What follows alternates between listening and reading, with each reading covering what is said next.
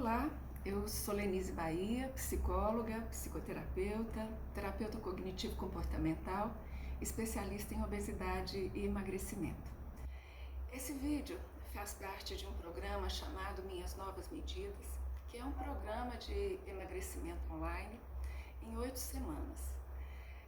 Esse programa ele tem como roteiro o livro da Judith Beck, o seu trabalho chamado Pense Magro, e durante o programa, além de ter esse roteiro, você pode ter a minha consultoria diária.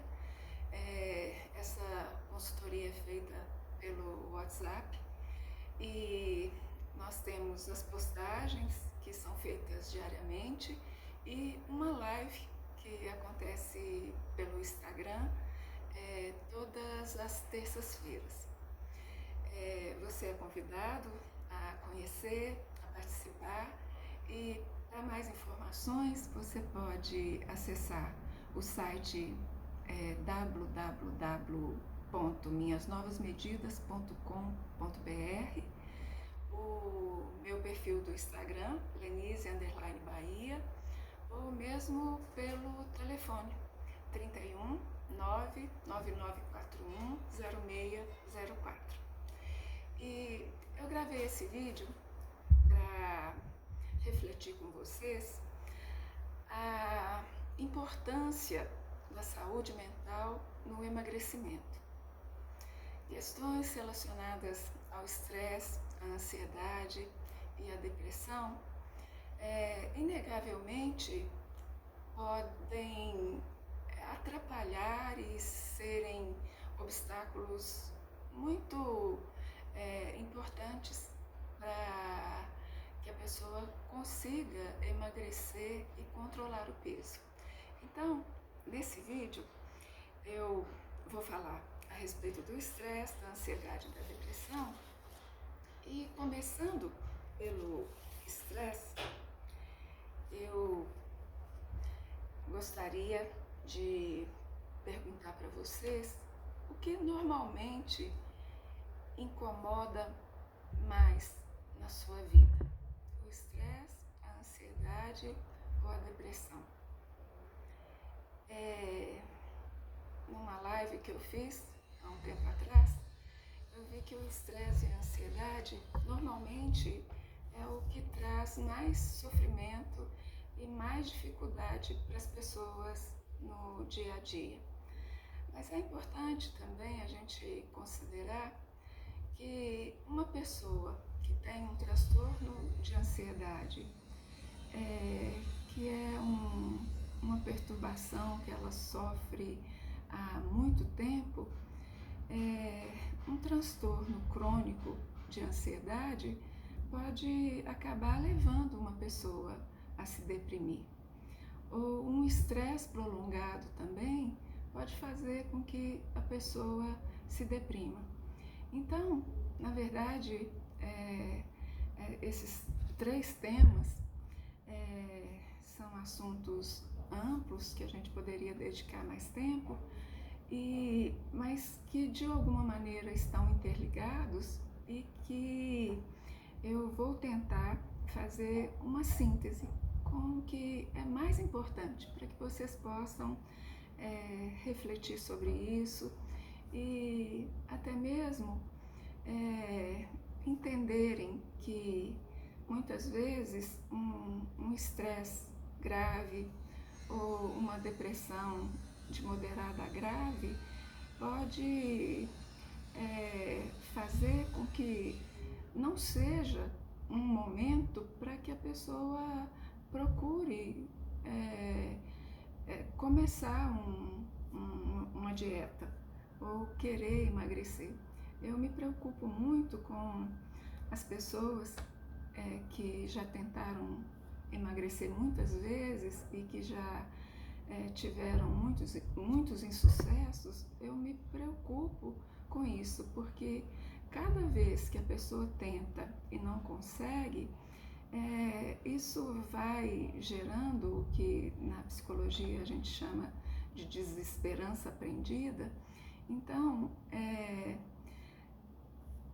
muito importante que a gente considere, né, qual esse momento que eu estou querendo emagrecer é um momento apropriado? Será que não tem coisas que eu preciso tratar e resolver, pensar, refletir, buscar ajuda para depois, com mais vitalidade, com mais energia, buscar a dieta e fazer essa proposta, esse projeto de emagrecer? Bom, eu queria fazer uma pergunta para vocês. Como é que vocês responderiam essa pergunta? Qual é o estado natural da mente? Um pesquisador chamado Herbert Benson estudou uma resposta do nosso organismo que se chama resposta de relaxamento. O Hans Selye foi um outro estudioso que pesquisou e que nomeou essa, que é também uma resposta do nosso organismo, o estresse. Foi o Hans Selye que deu esse nome de estresse à experiência ou à resposta dos organismos vivos, de uma maneira geral, a situações de perigo, ameaça, dificuldade. E o Herbert Benson, ele fez um estudo da resposta de contraponto ao estresse. Então, o estresse é como o nosso organismo reage diante das dificuldades, daquilo que é entendido como perigo, como ameaça. E o Herbert Benson pesquisou o que é que acontece quando as pessoas estão no que ele chamou de resposta de relaxamento. E essa resposta de relaxamento, ela inclui a oração, inclui, por exemplo, a meditação, inclui momentos em que a gente está num estado de equilíbrio entre a nossa mente e o nosso corpo, entre a razão e a emoção. E ele diz que o estado natural da mente é um estado criativo, intuitivo, vibrante e inteligente. E aí a gente pode fazer a distinção entre o que é natural e o que é normal. Esse estado natural, ele não é normal hoje em dia. Dificilmente você vai encontrar uma pessoa que esteja com esse estado mental. E isso, claro, tem a ver com a contemporaneidade, tem a ver no Brasil com essa situação de crise prolongada que a gente vive, uma situação de desesperança que a gente não vê, né, nada sinalizando que as coisas vão mudar rapidamente. E é claro que nós somos sensíveis ao meio. E muito do estresse que a gente vive é relacionado aos eventos de vida, aquilo que nos acontece no dia a dia. Mas então, eu queria que vocês me acompanhassem nesse raciocínio. Vamos imaginar e fazer uma metáfora entendendo a mente como uma máquina. E vocês imaginem que uma máquina qualquer apresenta algum defeito. Se eu preciso consertar essa máquina, eu preciso encontrar uma pessoa que saiba como essa máquina funciona, porque conhecendo o funcionamento da máquina, essa pessoa pode corrigir esses problemas ou esses defeitos que a máquina está apresentando. E aí é que a gente pode comparar o estresse, a ansiedade e a depressão como defeitos dessa máquina, chamada mente. Então, se eu quiser tratar ou melhorar a condição de estresse, de ansiedade e de depressão, é importante que eu entenda como a nossa mente funciona. Então vamos começar com o estresse. O que é estresse? É muito comum as pessoas confundirem estresse com estressor. Estressor é aquilo que causa estresse.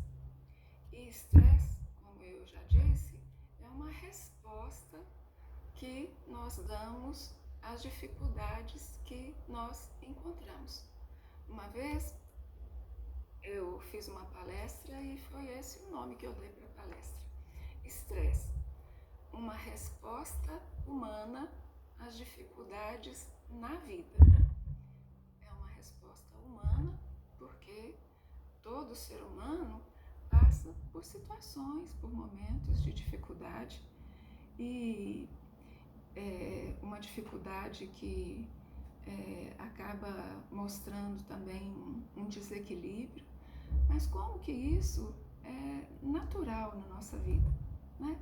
Como que até adoecer é natural na nossa vida. Então, quando eu digo também que é uma resposta humana às dificuldades na vida, isso quer dizer que o que representa às vezes uma dificuldade muito grande para uma pessoa pode não ser uma dificuldade tão expressiva para uma outra pessoa. Eu costumo falar até que o que é uma bolinha de isopor para uma pessoa pode ser uma bala de canhão para outra pessoa. Então, isso tem a ver com a nossa subjetividade, tem a ver com a nossa resiliência, né? Que é um termo que a gente sempre lembra quando vai falar de estresse, porque a resiliência é a capacidade que, no caso, nós humanos, né? Se a gente for pensar resiliência e estresse em termos humanos, a resiliência seria essa capacidade de não só resistir e reagir às adversidades, mas usar essas adversidades para o próprio crescimento. Então, no caso de se fazer uma relação entre o estresse e o emagrecimento, a gente pode pensar o seguinte, que quando nós estamos vivendo uma situação de estresse maior, porque o estresse ele pode ser leve, ele pode ser moderado, ele pode ser grave, né? E outra coisa importante com relação ao estresse é que ele tem uma fase de alerta, ele tem uma fase de resistência e ele tem uma fase de exaustão. E em cada fase dessa, a gente vai apresentar sintomas correlatos, né? Se você começa a sentir tensões musculares, dores de cabeça, ou tem um pico de pressão arterial, por exemplo, isso pode sinalizar essa primeira fase do estresse, que é a fase de alerta. Depois vem a fase de resistência, que é a fase em que seu organismo tenta mobilizar todos os recursos que ele tem de reserva para poder lidar com aquela situação de dificuldade. Então, estresse significa problema. E esse problema pode ser um problema não resolvido ou um problema mal resolvido. E o que fazer diante do estresse, então, é procurar, primeiro, reconhecer esse estresse, avaliar esse estresse, aliviar esse estresse e criar maneiras mais eficazes de enfrentamento dessa dificuldade. E se você não considera, né, ou se você ignora essa fase de alerta, essa fase de resistência, vem a fase de exaustão, que é o momento em que muitas vezes acontece o que a gente chama de colapso, né? É quando a exigência de adaptação ela é muito maior do que a sua capacidade de resistência. E muitas vezes a gente pensa que o estresse ele está relacionado às coisas que nos acontecem, né? E que vêm do mundo externo. E é claro que são muitas as situações que causam estresse para a gente. Um estresse leve, um estresse moderado, um estresse grave, né? A perda de uma pessoa querida, por exemplo, é um estresse altíssimo. Uma doença pessoal, uma doença na família, problemas com a lei, dívidas, uma demissão, tudo isso são eventos de vida que foram, inclusive, pesquisados e que a eles foram atribuídos uma pontuação, né? Por exemplo, Natal causa estresse para as pessoas, até férias pode causar estresse para as pessoas. E é claro que o estresse de férias não se compara à perda de um filho, por exemplo. Então, os eventos de vida, eles podem ser estressores poderosos, mas a gente não pode ignorar, e a terapia cognitivo-comportamental, ela realça muito isso, né? Como que através da organização, da nossa configuração mental, a gente pode criar estresse para a gente mesmo. E esse estresse, ele pode ser produzido pela forma de pensar ou pela forma de agir. Uma pessoa que tem muita dificuldade de falar não para os outros, essa dificuldade pode acabar gerando estresse para a pessoa. É o que a gente chama de assertividade, né? Pessoas que são mais assertivas, pelo menos essa questão não é uma questão que esteja causando estresse para a pessoa. Uma pessoa que tem pouca habilidade de assertividade, essa pessoa pode estar aumentando o estresse pela forma de agir. Mas a gente também pode criar estresse para a gente mesmo pela forma de pensar. E o que a gente pensa é sustentado por crenças que nós criamos no decorrer da nossa vida, e essas crenças, de acordo com a terapia cognitiva, podem ser crenças funcionais ou crenças disfuncionais. Todos nós temos crenças que nos favorecem, mas todos nós desenvolvemos maneiras de pensar que nos colocam em dificuldades. Por isso as crenças disfuncionais também são chamadas de crenças limitantes. Uma pessoa, por exemplo, que é muito perfeccionista, ela tem crenças relacionadas a uma exigência muito grande com ela mesma, né? E as pessoas que são normalmente muito estressadas têm aquilo que a gente chama de regras rígidas, né? O que é uma regra rígida? Uma regra rígida é aquele pensamento que normalmente na nossa cabeça se apresenta formulado da seguinte maneira: eu deveria, ou ou eu não deveria. E aí a pessoa só tem uma resposta para esse deveria ou esse não deveria. E essa regra rígida, então, é uma fonte de estresse para as pessoas. Eu queria deixar uma questão para vocês que tem a ver com isso e que eu pensei sobre isso há muito tempo, quando eu li um livro chamado A Linguagem dos Sentimentos, em que o autor vai classificar as pessoas em 3 tipos. Segundo ele, as pessoas podem ser competitivas, controladoras ou dependentes. E aí eu fico pensando assim, não tem um 4º tipo que seja positivo, né? Porque dependente, controlador ou competitivo, nenhuma dessas características ou desses tipos são favoráveis, né? Ou são coisas que a gente procura ser, né? Uma pessoa que compete demais e que compete irracionalmente, isso não é nada admirável, né? Uma pessoa que procura controlar demais as coisas, até mesmo aquilo que a gente tem certeza que é incontrolável, essa pessoa cria um estresse muito grande para ela mesma e às vezes para as pessoas com quem ela convive, né?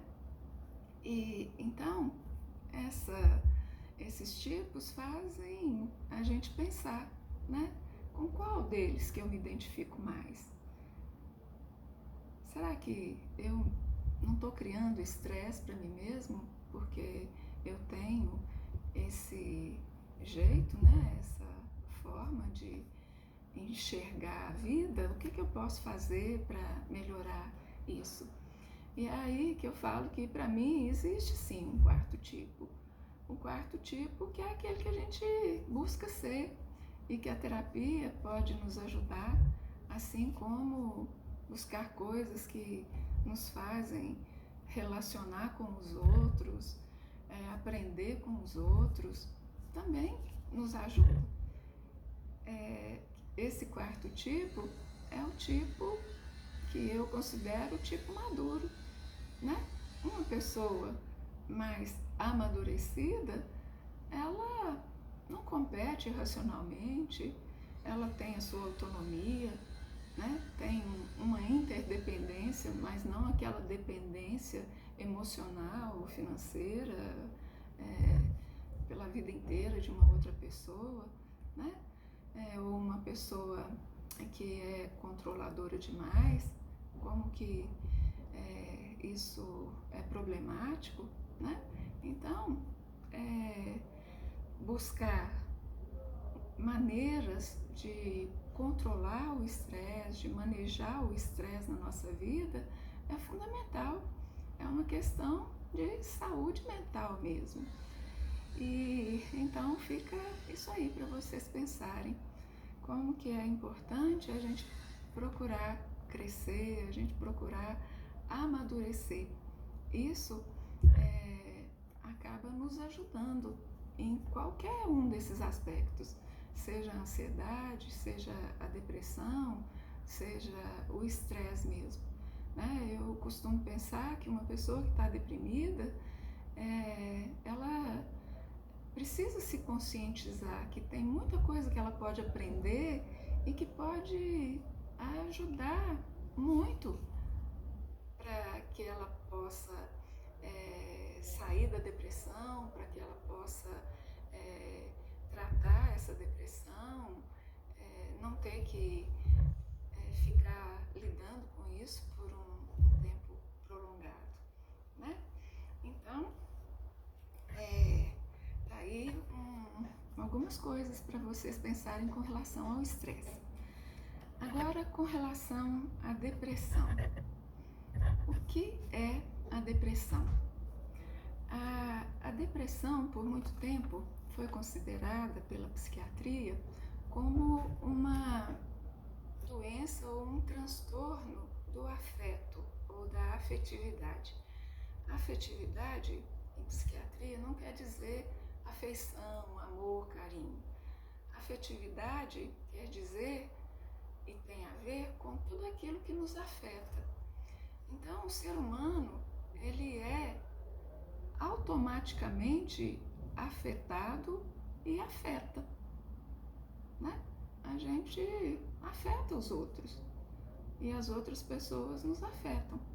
A gente pode ser afetado muito positivamente por uma coisa ou muito negativamente.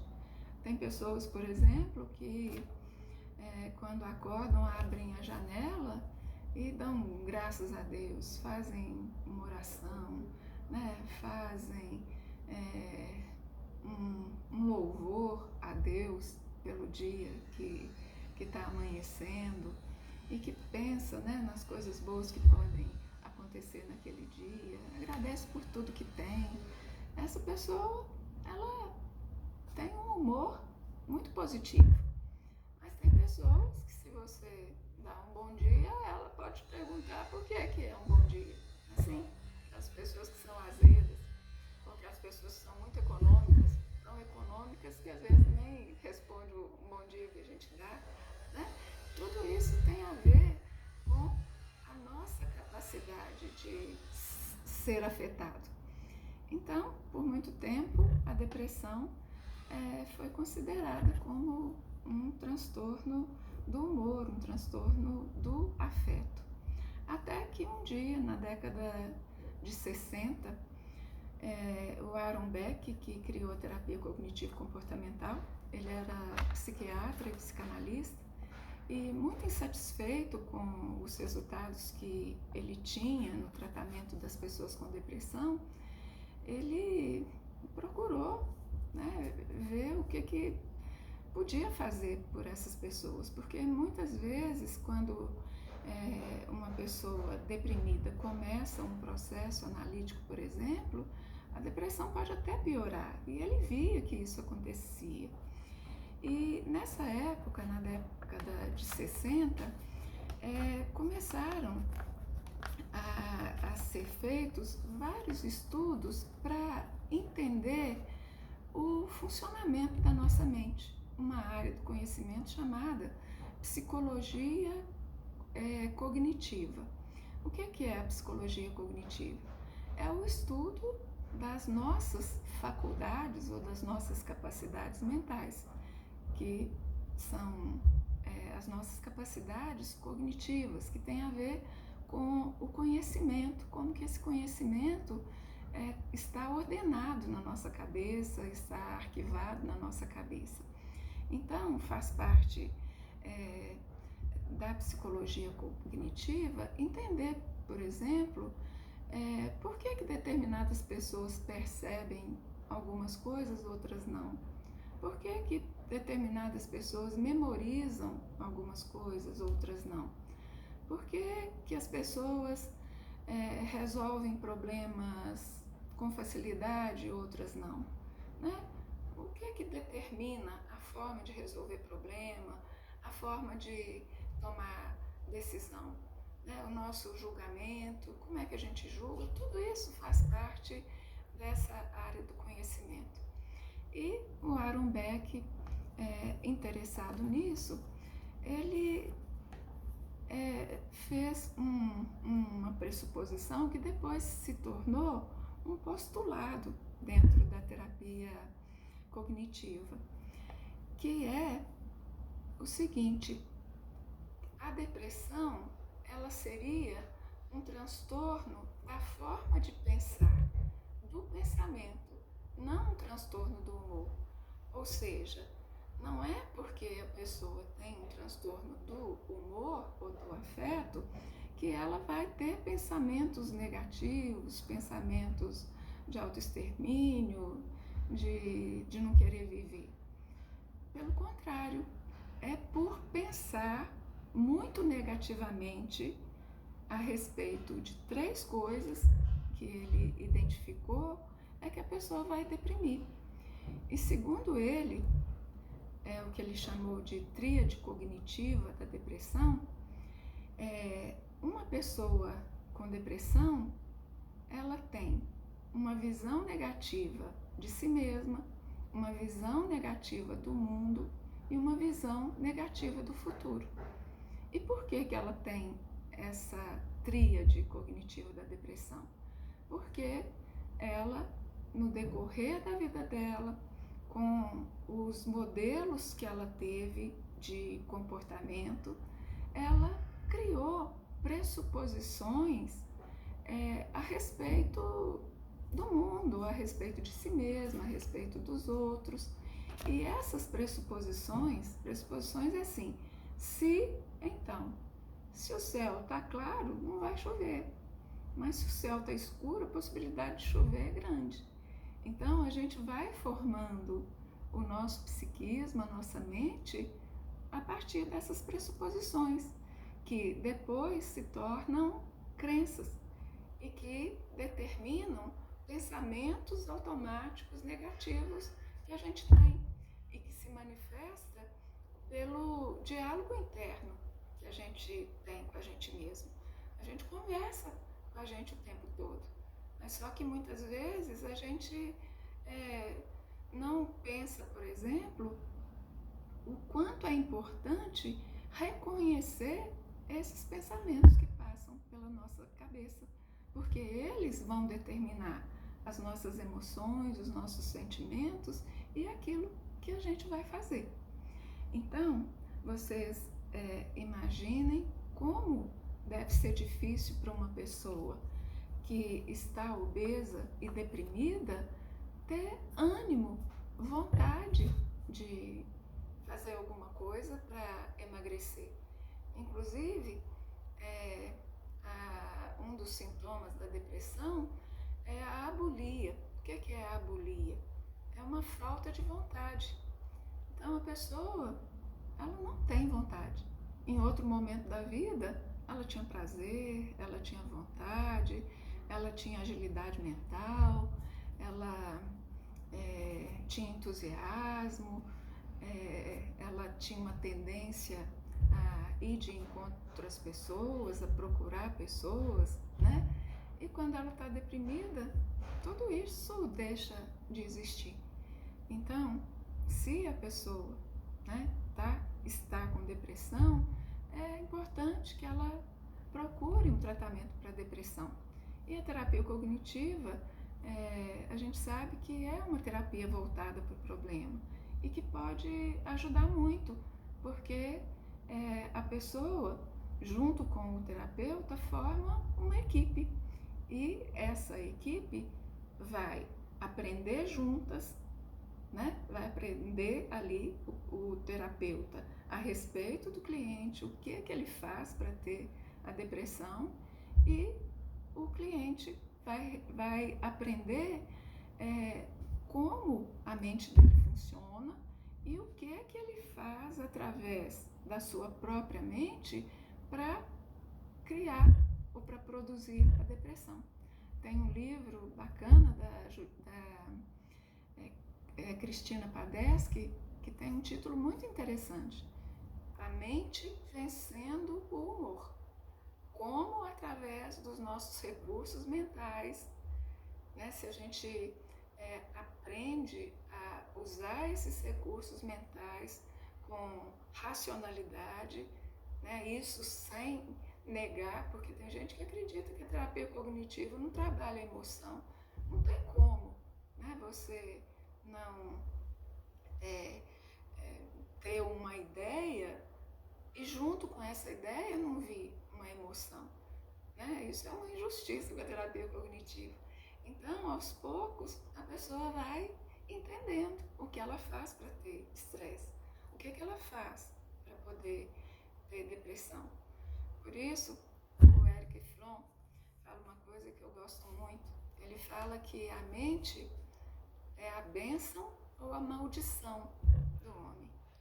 Então, a gente pode aprender a colocar a nossa mente no modo de funcionamento muito melhor.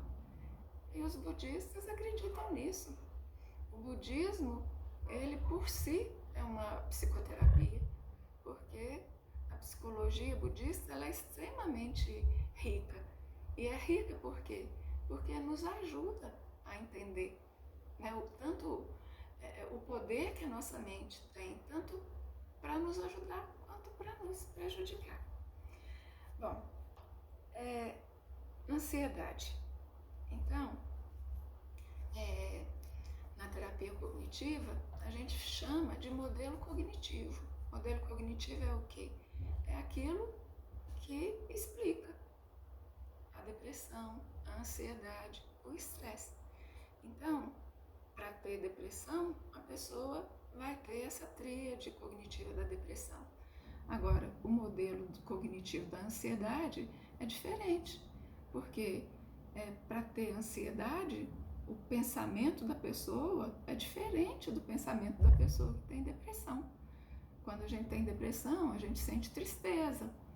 A ansiedade está muito mais ligada ao medo, né? Timidez tem a ver com ansiedade tem a ver com medo. E ansiedade é um medo que a gente sente, mas é um medo que não é de galinha, não é de altura, não é de lugar fechado. É uma ansiedade, né? Que às vezes pode ser social, que às vezes pode ser específica, né? Tem medo de altura. Então, o que faz uma pessoa ter ansiedade, segundo o modelo cognitivo, é o que a gente chama de pensamentos catastróficos. E o que é um pensamento catastrófico? É um pensamento que você tem que no futuro, aquilo que vai vir, por isso a ansiedade está sempre relacionada ao futuro, né? A pessoa se desloca para o futuro, pensando no que pode acontecer. E a partir daquilo que ela enxerga que pode acontecer na cabeça dela, ela vai criar uma série de estratégias, vai querer ficar no controle o tempo todo.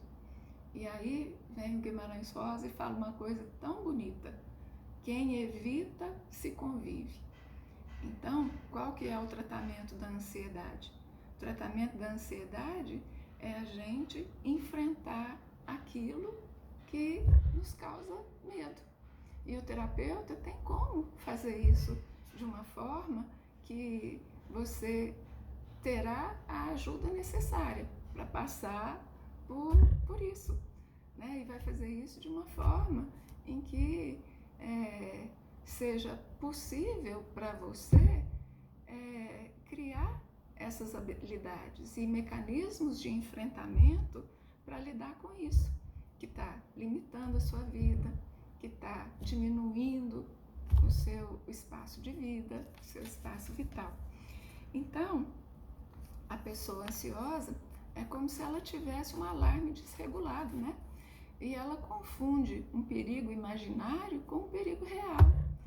E isso, falar, entender é fácil, mas mudar é uma coisa que a gente precisa de ajuda. E a ajuda é uma coisa tão humana, né? A gente ajuda e a gente precisa ser ajudado. E é essa a proposta da psicologia. A psicologia é uma profissão de ajuda e tem muito a contribuir.